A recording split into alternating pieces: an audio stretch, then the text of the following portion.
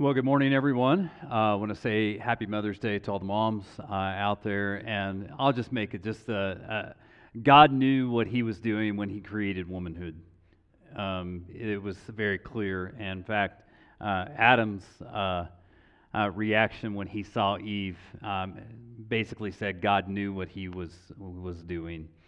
So this week something happened.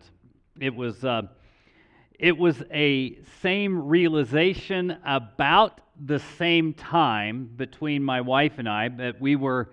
I was here at church; she was at home, and kind of together we realized that on Monday, probably it was around noon, 30, where it basically said, "Hey, we don't have a kid in their teens anymore." Our youngest turned 20 on Monday, so. I will tell you, she's having a little bit harder time of it than I am. I'm actually really, really good with our kids getting older. Just share with you, when we dropped our oldest child off at college, we weren't even a mile away from the college, and Tara goes, "How do you feel about adoption?" And I said, "We just got rid of one." That's the point. They leave, right? So I'm actually good with that. But I actually began to think a little bit about parenting this week, and as I'm really kind of focusing in on the book of Galatians, I thought about parenting. And parenting, you'll get this if you're a parent, this is a multifaceted approach. You got to come at this thing with all sort of angles. And one of them is sometimes you have to have coming to Jesus meetings. And if you don't know what a coming to Jesus meeting is, it's a butt chewing.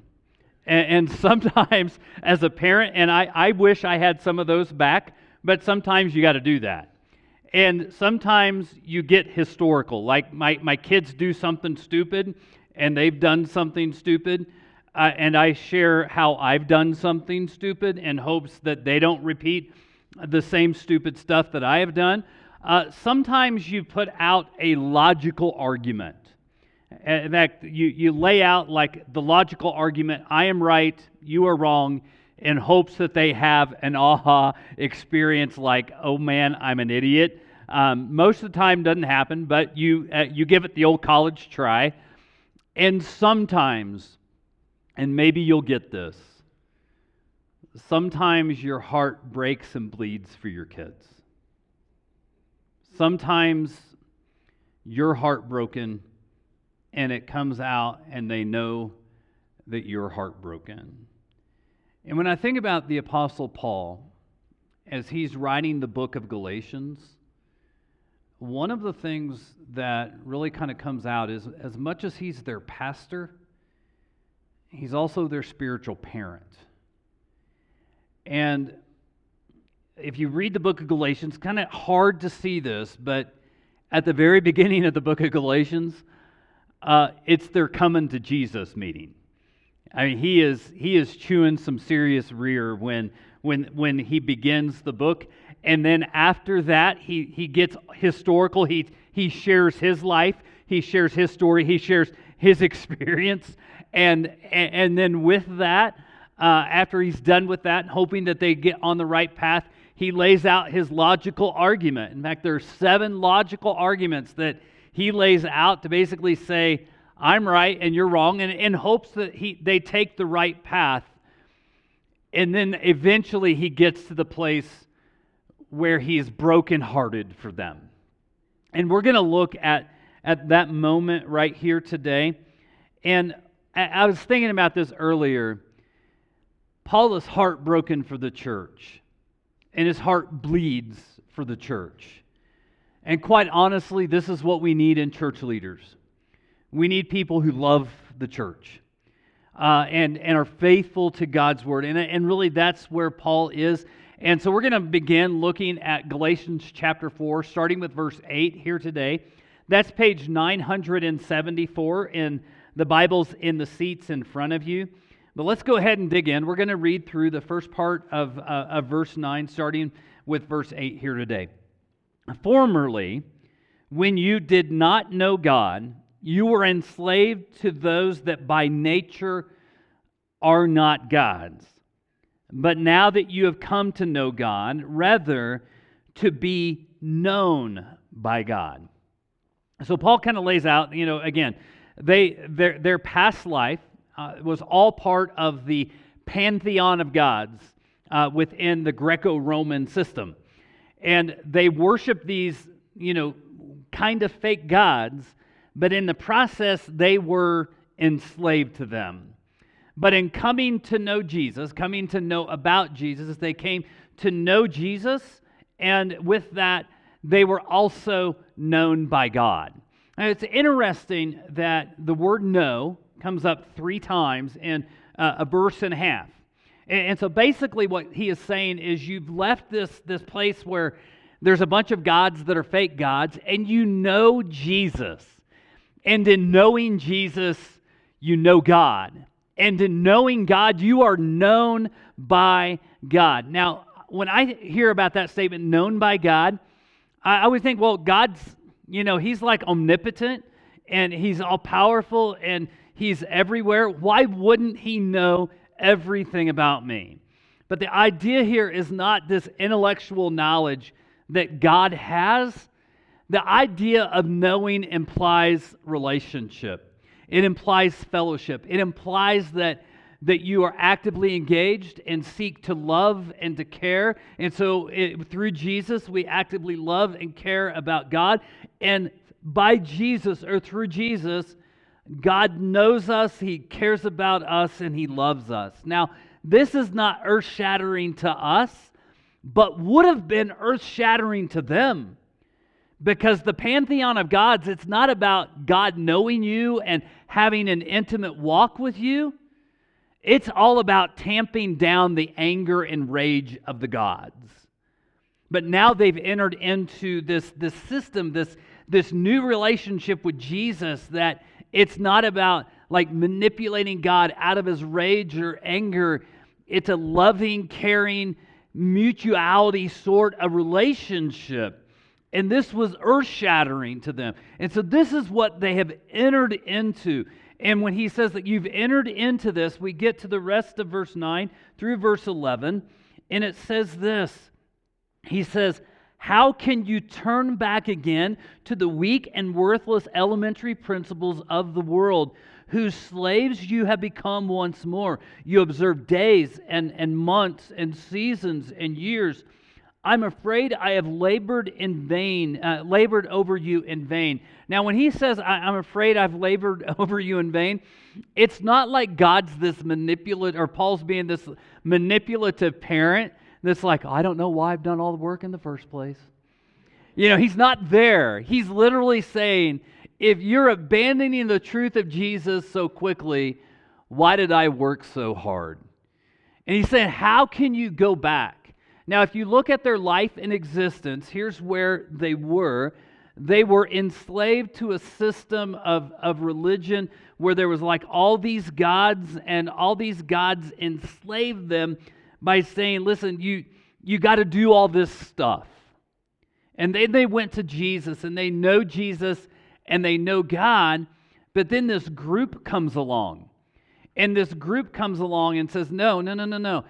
What you really need to do is you need to follow the law. You need to follow the law of God. And what Paul does, even though the law is from God, he puts the law in the category of idolatry. That if you think that you can attain salvation through obeying the law, you're going to shut the door to Jesus, and you're going to become enslaved as you were before.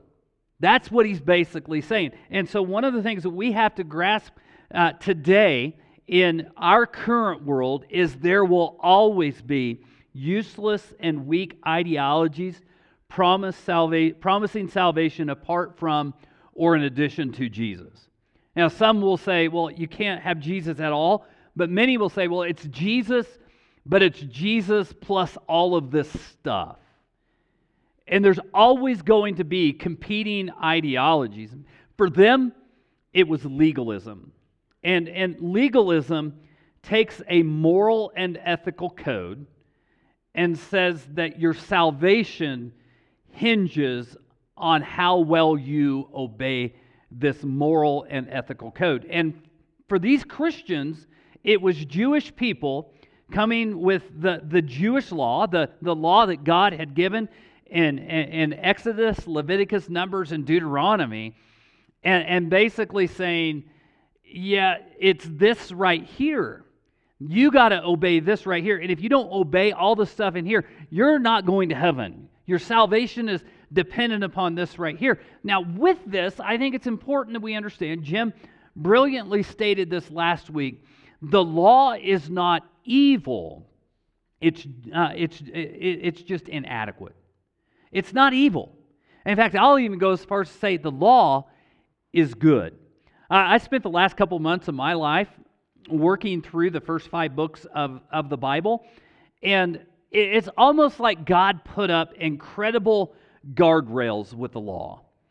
And basically what he did is, like, in case your mind goes way over here and you think, maybe I ought to, don't.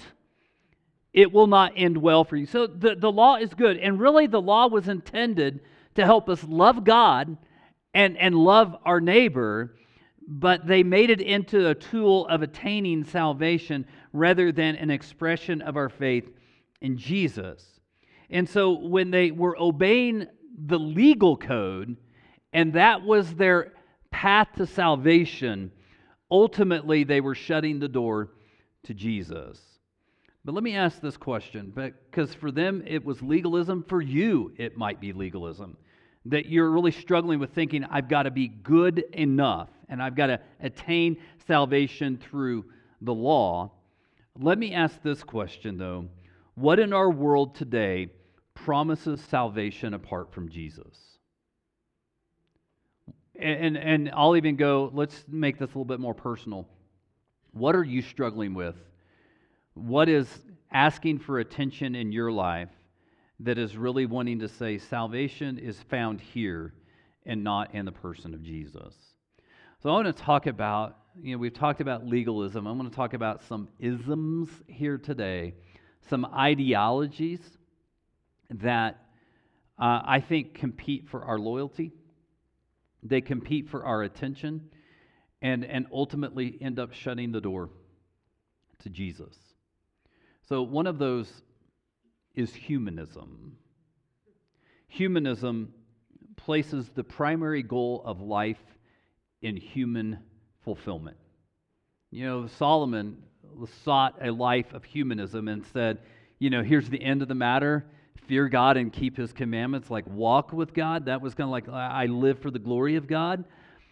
But what humanism does says what really matters is the fulfillment of my flesh, that I get out of life what I want out of life. Now, humanism as an ideology, as a term, is fairly new, but it is not new. In fact, you go back as, Romans chapter 1, Paul talks about the fact that humanity has exchanged the truth of God for a lie. And when you exchange the truth of God for a lie, it opens your mind, it opens your life to all kinds of sinister and dark thoughts and sinister and dark activities. And basically what we see in our world today with humanism is we basically see sinister ideas, sinister ways of life, dark ideologies coming into play. It basically places self as God.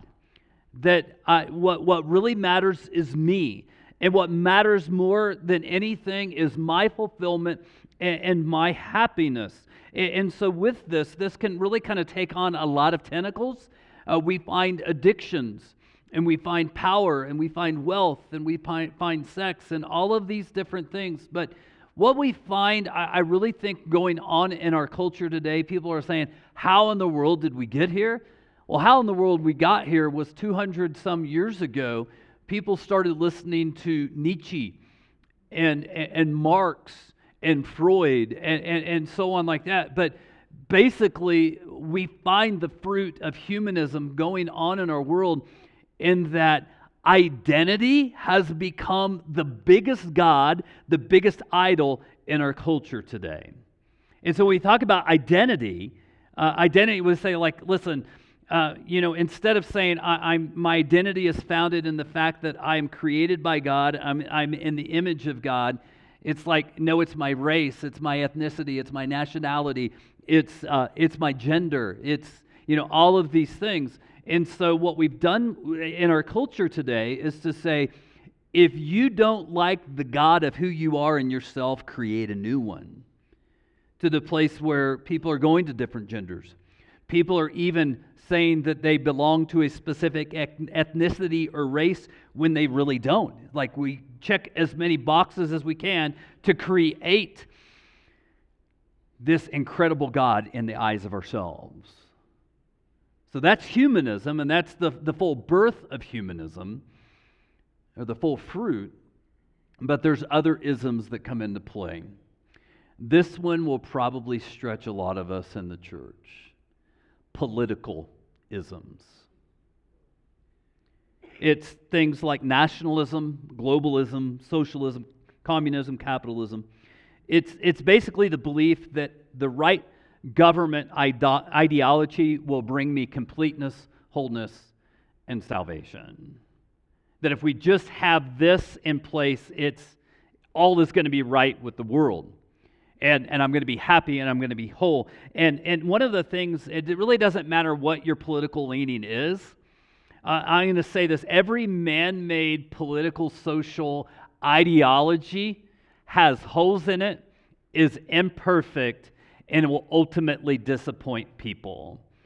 And I'll even go as far as to say every man-made political, social ideology has winners and losers. And so I'm going to share it like this, and there is only one. There is only one who can govern perfectly. There is only one who can create the perfect government political system that benefits everyone, and it's Jesus. Every other one is going to disappoint you.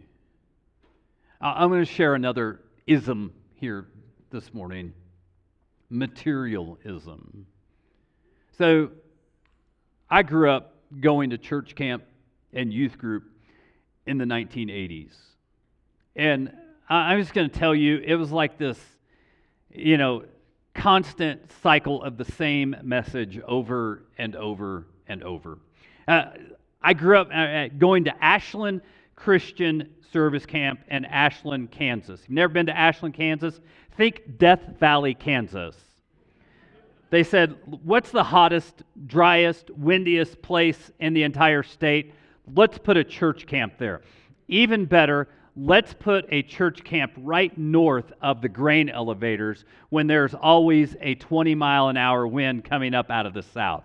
That was church camp. And I thought it was great. But there was always a guy there. His name was Randy. And Randy always had a record player. And this record player was able to play backwards. And some of you know where I'm going with this. The songs that you play backwards, the 80s and 70s metal and so on, where they found this like obscure straighten, right? There was like this satanic message within this, and it's like, if you listen to rock music, you're like this horrible person. I must be a horrible person. But then there were so many messages about don't drink and don't smoke and don't chew, and you understand the rest of it, or hang out with girls who do, right? There was all kinds of messages of don't do drugs and don't have sex. And it was just like the constant drip of youth group. You know what I never heard? I never heard that money and the love of money is the root of all kind of evil. I never heard that material possessions and financial wealth will fade. In fact, really the message, some of you who grew up in the 80s know that it was all about more money, more power, more stuff, bigger house, faster cars, all this kind of stuff. Never heard that this stuff will not make your life complete. But there are many people, even still today, that are living for this notion and idea that if I have more money, more power, more stuff, bigger house, better job, my life will be complete. And there are many people today chasing after that ism in the world. Now, we could talk about more, but all of these things promise salvation, but end in slavery. They end in slavery because they promise a salvation that only Jesus can bring. Basically, one of the things that Timothy Keller said in his book, Galatians for You, whatever you worship will enslave you. So you can either be a slave to Jesus, which is a good thing, or you're going to be enslaved by something. And these will demand more loyalty and more from you than what you are willing or able to give. So now Paul, as he kind of goes on, becomes passionate. More passionate. Let's notice verse 12. Brothers, I entreat you. Now, I don't know how I can say this, but if you could just imagine Paul is bleeding emotion here. He is pleading with them. And then he goes on to say this, become as I am, for I have also become as you are.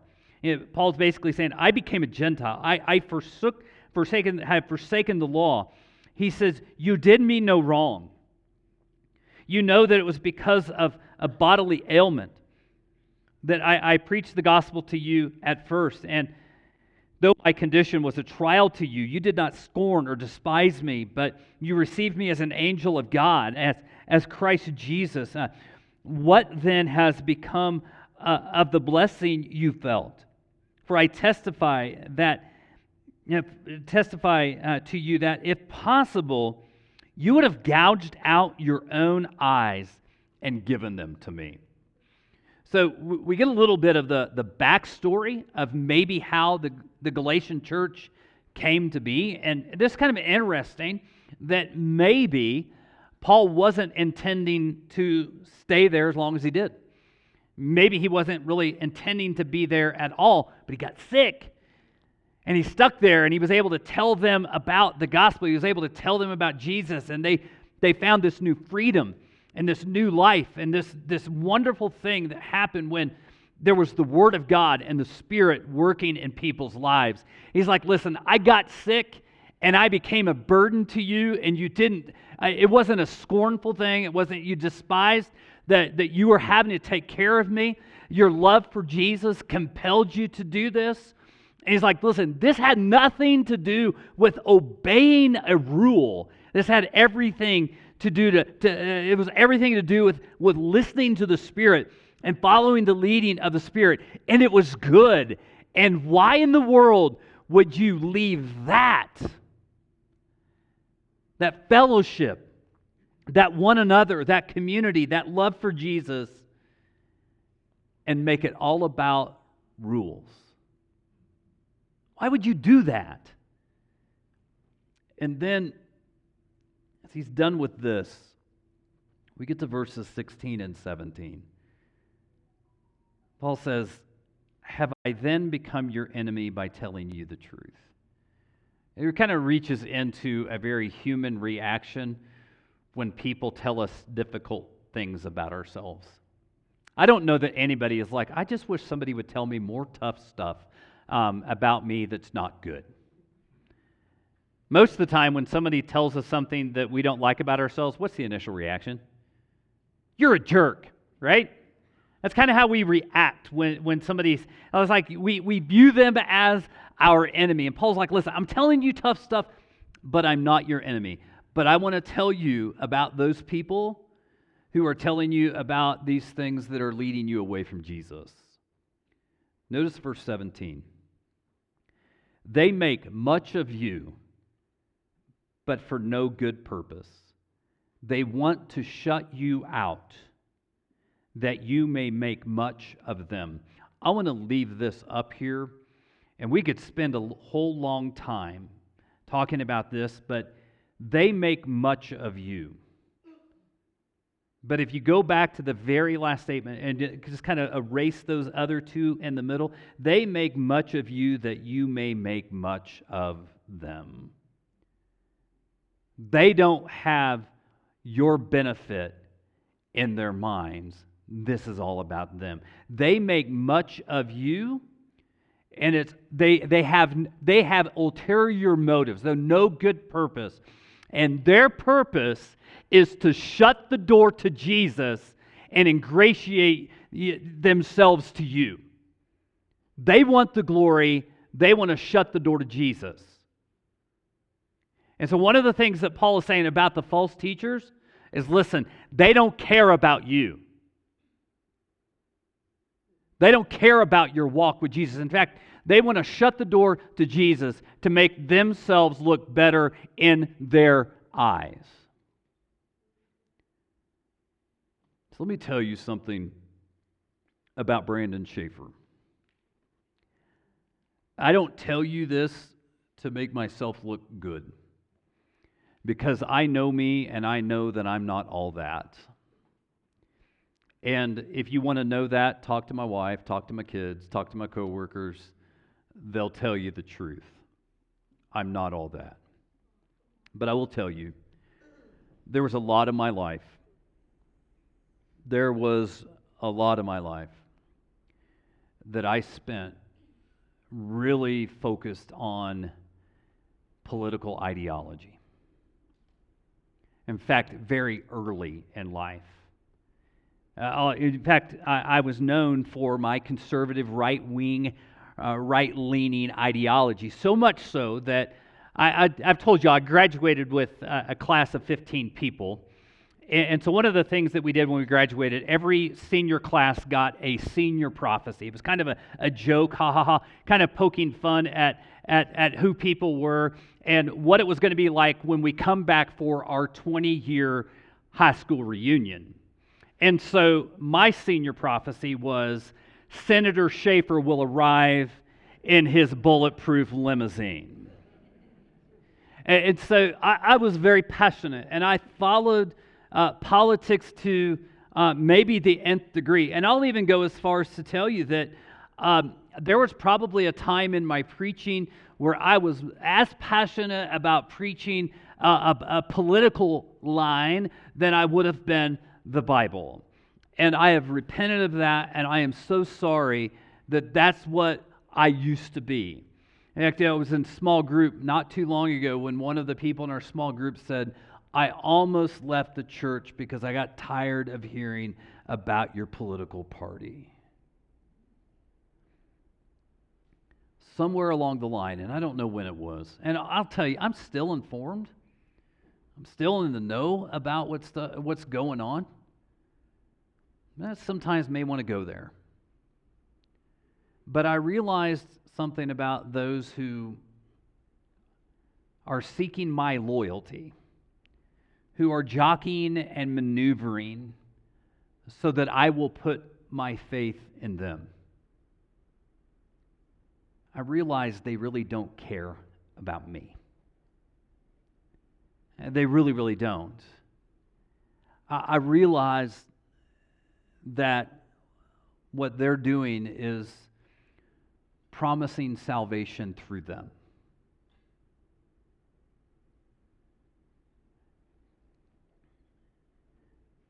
So hard talk, and this isn't just about politics. This is about all the isms and the ideologies that are out there, whether it be materialism or humanism, and all the many tenets of all of that. These are promising salvation that only Jesus can give. And at the end of the day, I understand that these isms and ideologies can't give what only Jesus can give.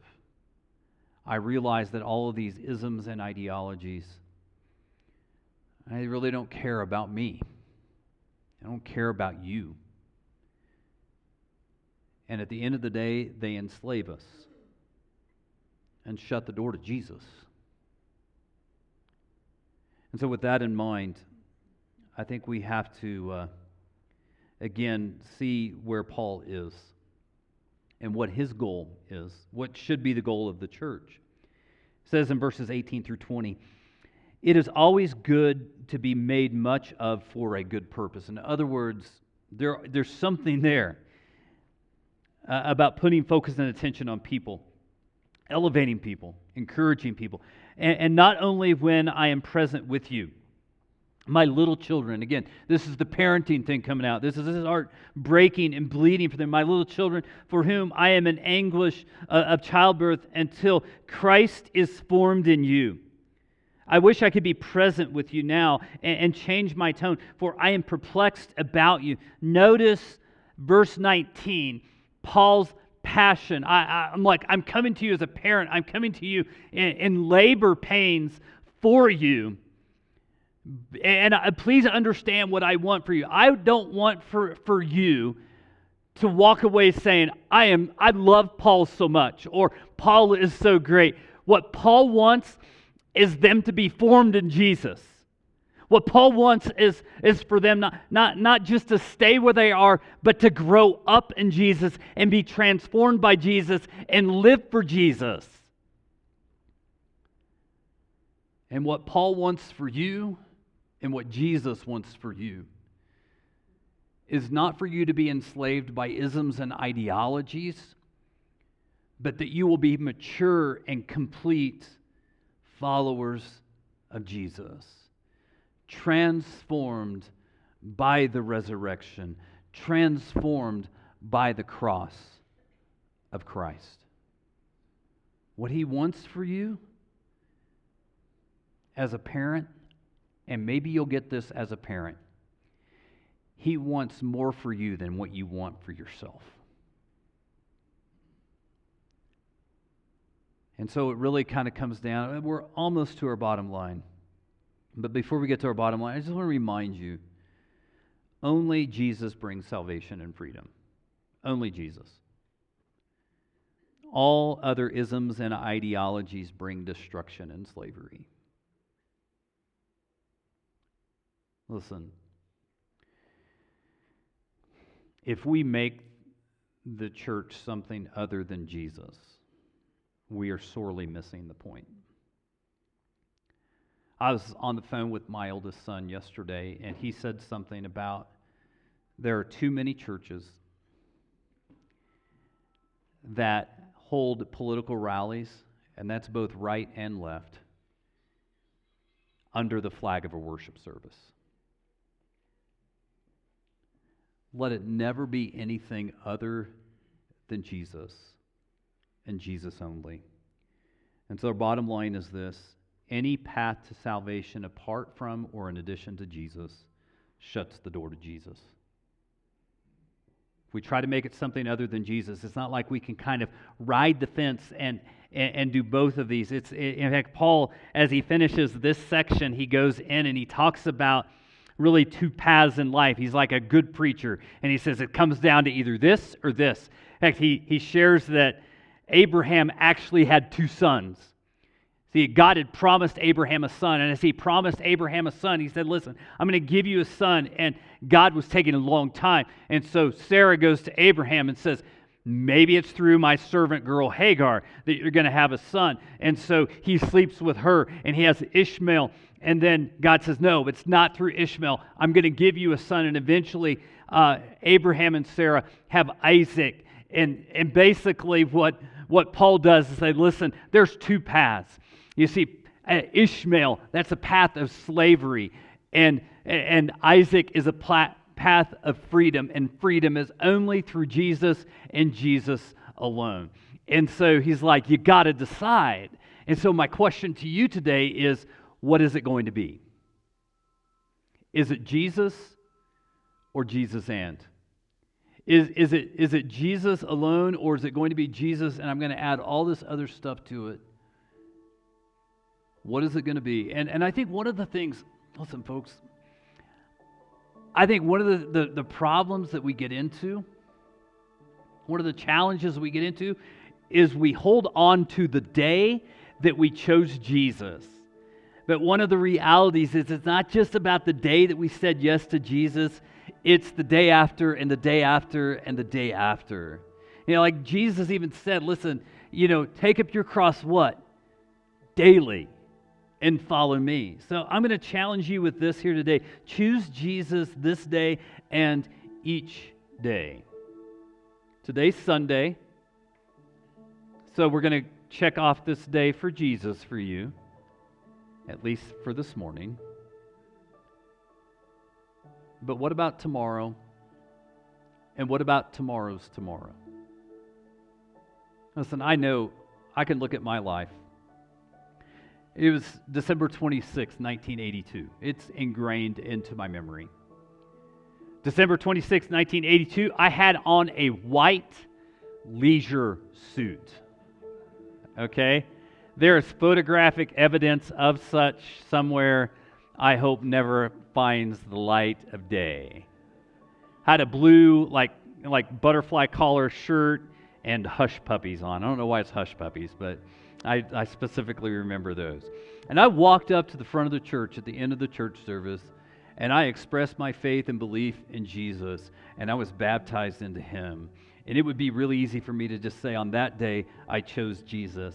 But I can look back to the, 40-some years and tell you there's been a lot of todays and a lot of tomorrows that I held on to isms and ideologies that enslaved me and didn't live for Jesus. And maybe if you look at your story, you say much the same.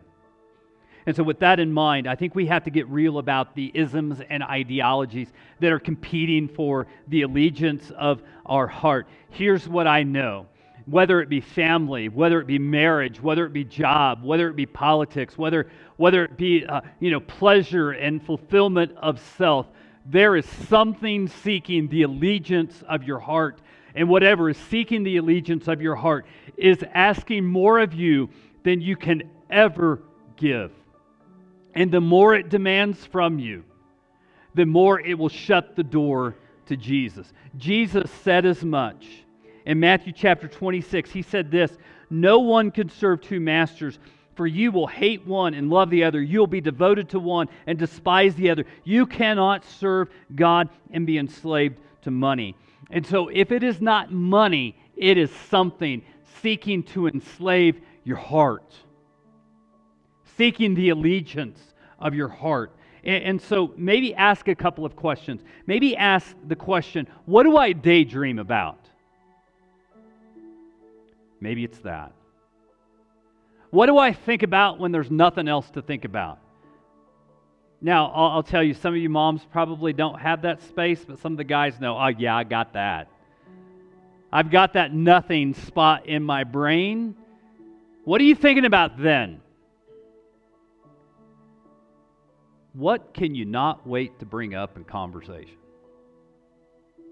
What do you complain about? What gets your if-then statements?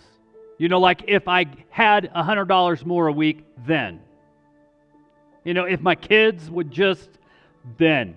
If my spouse would, then. If the dingbats in Washington would just, then. And then I want to challenge you on this. Do a self-audit. What gets your heart? What gets your heart, get your hands. What gets your heart, get your feet, your focuses, your finances, and your time. What do you do with your hands? Where do you go with your feet? What gets the focus of your mind? What gets your finances? And so with that, go back to your purchase history for the last 3 months on Amazon. What gets your money? What gets your time? 9:05 every Sunday morning, I get a little notification on my phone, tells me how much screen time I've had that week. Let's go to God in prayer.